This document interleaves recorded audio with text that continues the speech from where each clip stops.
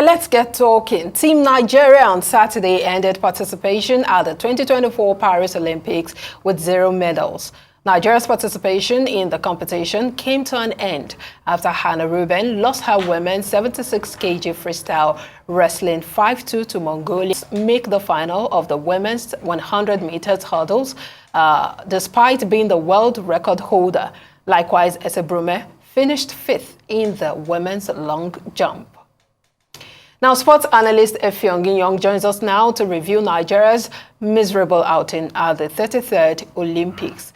Great to have you here. Thank you for joining us. Good afternoon.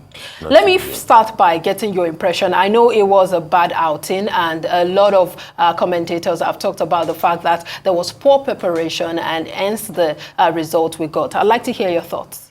Well, woeful performance, like you already noted.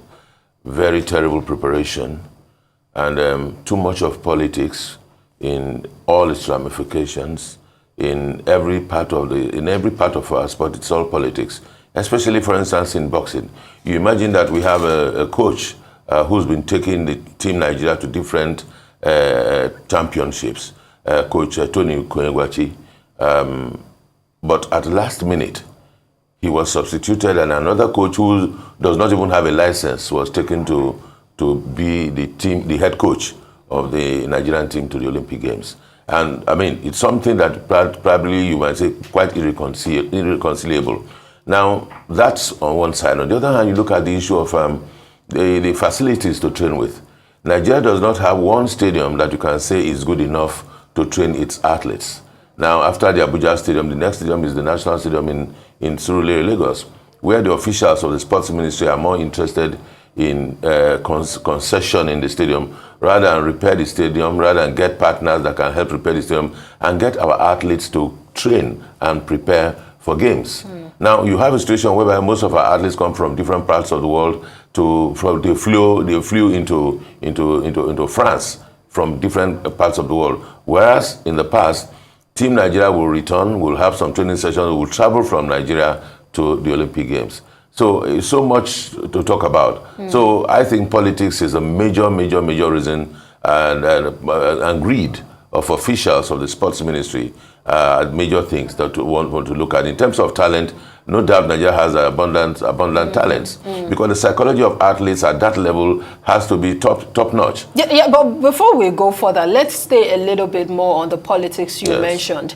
Now, we saw the sports minister apologizing to Nigeria and saying that he took office last year, August, and that for these Olympics Games, there was supposed to have been some arrangement on ground for the past 4 years. There's supposed to be like a 4-year preparation. But when he asked questions, he discovered that there were no preparations on ground. And so it looked like he was already falling short when he came into office. And so he had to apologize to Nigerians. Do you think that was some form of politics in play, or who should be held responsible for that laxity? The buck stops at his desk, and I think Senator John Owaneno, sports minister, should take responsibility. 1 year into office, 1 year to an Olympic Games, 1 year to ask proper questions, ask specific persons, 1 year to talk to your backroom staff, 1 year to talk to the sports federations. All of them are domiciled. The secretariats of all of the sports are in Abuja, where his office is. If he asked the right questions, if he sought for the right people, he would have gotten the correct answers. He probably was not talking to the right persons. That's why he didn't get the right answers. And of course, because he wasn't getting the right answers, he couldn't deliver. So apology, yes, quite okay, but what next? How do we put this together? Now, 1 year and 1 year to an Olympic Games is not enough for preparation, but all of these sports have been existing before this time. And you see, in understanding how come we are not able to do well, in 2015, when the former sports minister took over, was named Solomon Dalong, he scrapped the National Sports Commission. The National Sports Commission used to be the technical arm of Nigerian sports, where coaches, where managers, where secretaries, where the technicalities of all the different sports were handled. Now the sports minister came in, that Solomon Dalong, at the inception of the Buhari's regime. Yes, Solomon Dalong. When he came, he scrapped the sports commission simply to get the money. Now he took the money, spent the money, and did all they could do. And from that time, when Sunday Dare came in, he also latched onto it and continued in that direction. The next invitations were made to him as to say, let us repair our facilities. Let's get our athletes to be training. Let's look at our coaches. Who are the coaches? Let's grade them. If the Sports Commission was in place, all of these things would have been done. Now, the Sports Ministry, as it is presently constituted, does not have capacity to deal with the intricacies of modern-day sport. But how come, the Sports Minister will be the policy-making body for sport, whereas the technical arm of executing the programs of sport, executing the policies, should reside with the Sports Commission. Now, the Sports Commission does not exist because it was scrapped by the two ministers before him. And one would have thought that would have brought in technocrats to say, why can't we have a Sports Commission? Why can't we have people that are versed in the technicalities of managing and administering sports? Why don't we get them in to do the job? And all of them are in Nigeria. Yes, a lot of politics at play Too here, much of and we it. hope that something is done about it. But one thing we must acknowledge is the fact that we've got talent. You talked about it earlier, that we have talented, especially the girls that went into the Olympics. But I also noticed that many of our girls who, were topping in some other, games, Nigerian girls, but playing for other countries. It looks like there's something amiss. We saw the case of what happened to Favor Ofili. But then there's also this lady, Annette Echikunwoke, who won silver for the United States. She is a Nigerian. Now, let me tell you, the pathetic story of Echikunwoke is that in Tokyo, this same kind of politics came in. She was not entered. The Athletic Federation of Nigeria failed to enter her for that event. And she got similar to what happened to Favor. Yes. She now got upset and switched allegiance to the United States. And her medal, her silver medal, is the very first for the United States of America in hammer.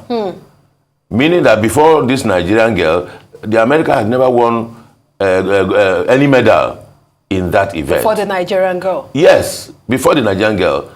No, United States of America has never ever won a medal in that sport. Now, the case of Favor was another blunder. You now ask, how come athletes are going for a competition? You have your top athletes, you should rate them. That's why I talked about the National Sports Commission. You should rate them, rate 1, 2, 3. And how come a talent like Favor wasn't entered for the 100 meters?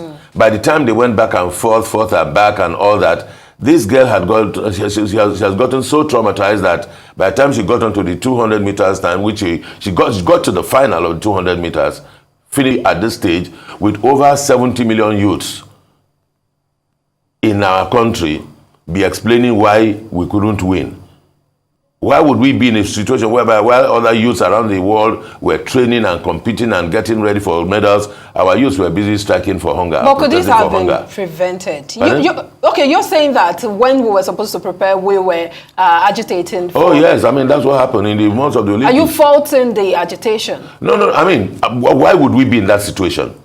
Our young people, if our politicians are playing the correct politics, every state of the federation, every local government of this federation called Nigeria should have stadium where youths should be training and playing.